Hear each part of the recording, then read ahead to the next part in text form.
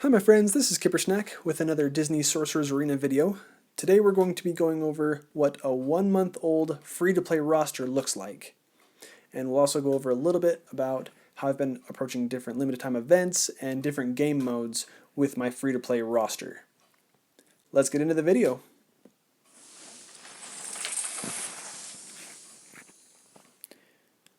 Okay, so here, let's go straight to my roster. You can see that this top row, that is my Sorcerer's Tournament team. That's the team that I've been leveling up, that I've been trying to work on, because I do it in the PvP portion of the game. So you can see I have two different main teams comprising this one team. There's my Kingdom team, and there's my Downtown Villains team. And those are two really good free-to-play beginning game teams. So I have my Shan Yu, he's my really big damage dealer. He's my leader. He gives me a little bit of extra speed for both him and Aladdin. Aladdin has an ability that slows down the other team, and so I really like those two together because they're already fast, and then Aladdin slows down the enemy team as well. So just boom, boom, double whammy. I also have on here my Syndrome and my Jangles. Jangles is a thick boy. He is a monstrously tanky tank, and so I'm going to hopefully get him up to 6 stars within the next month or so, and he's going to be a beast. Then I also have Jack Sparrow. He has a charm ability. I've been using that mostly to counter the different buckets that I've been fighting. Bucket of soldiers. If you haven't fought them, consider yourself lucky. So you can see here, the rest of my roster I haven't really worked a lot on.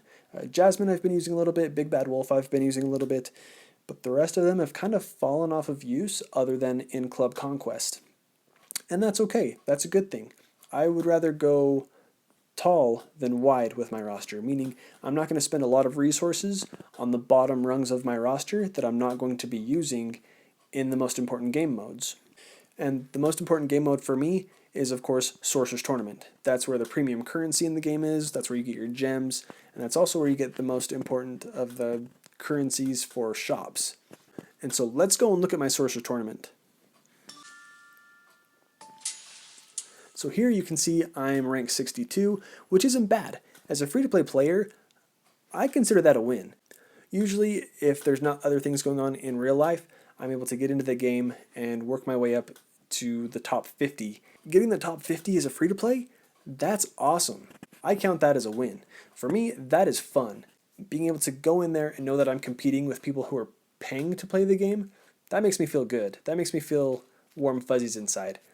That's really actually where I find a lot of my satisfaction with these types of games, is knowing that I'm able to just be a little bit more patient, spend a little bit more time in the game, and then compete with people who are paying. I find that competition lots of fun. And coming back here to my roster, you can see as we scroll down, these characters that have been from the limited time events, Woody, Ian, Rafiki, I haven't used them. I haven't leveled them up, I haven't geared them up, because there's really no point. 1, 2, 3, even 4-star characters in this game don't have a lot of viability in the PvP. In PvP, player versus player, that's where I have the most fun. So either it's in Club Conquest, or the live PvP, or my Sorcerer's Tournament. Those are the 3 game modes that I have the most fun with, and these 3-star characters, they're just not viable against other teams at this level. And so that's kind of the way that I've been approaching these events. Unless there's a very specific character or a specific spell that I can get that's going to be viable at a lower level, I'm not putting a lot of time, I'm not putting a lot of effort into these events. I'll show you what I've been doing. Here currently we have the Incredibles event going on, and I've been doing the bare minimum. Like, I haven't even unlocked my Elastigirl yet, because I just don't find value in these characters at the low level, the low star level that I'm going to be able to unlock them to. And so I've been getting Mr. Incredible tokens, and I'll continue to do that, but it's not a priority farm for me right now, because they're not a team that I'm going to be able to use probably until the 3rd, maybe even the 4th time this event comes around. Assuming it comes around every 3 to 4 months, that'll give me enough time to farm up Elastigirl and get these characters if I want to.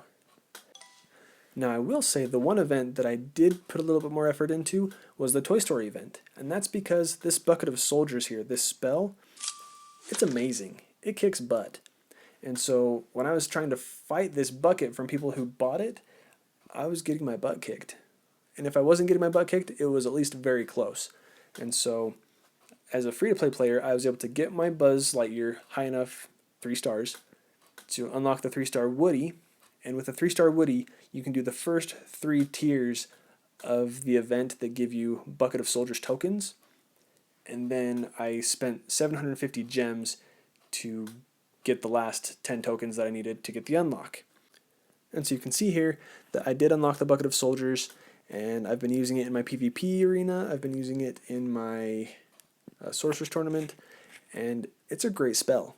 That was a really good investment, and I'm glad that I took the time to use that event to my advantage and focus on it when it made sense to me, which this level 1 Bucket of Soldiers is completely viable, still extremely helpful, extremely useful for me at my level.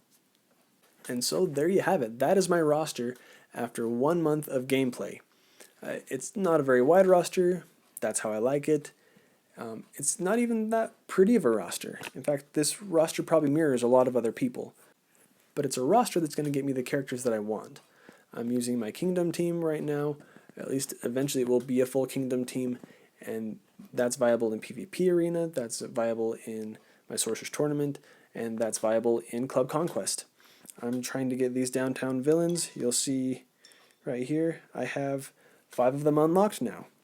And as I continue to star them up, they're going to help me get Emperor Zurg, who is also a monster. If you haven't fought Emperor Zurg, count yourself lucky. He is so... he sucks. And that's why I want him, because he sucks to fight against. And so I've said this in other videos, I'll say it again.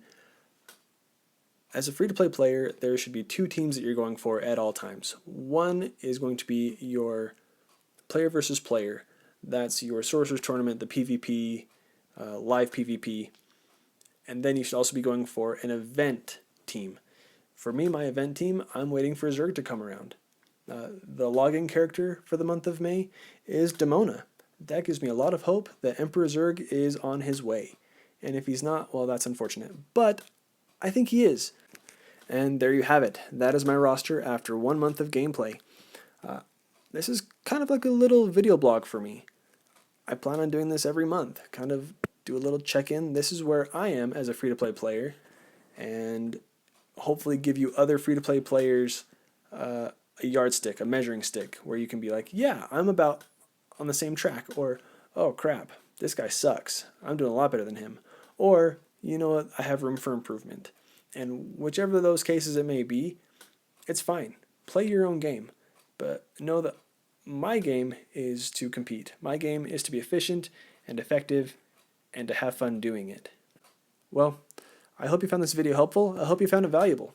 And if you did, I encourage you to hit that like button and go ahead and subscribe.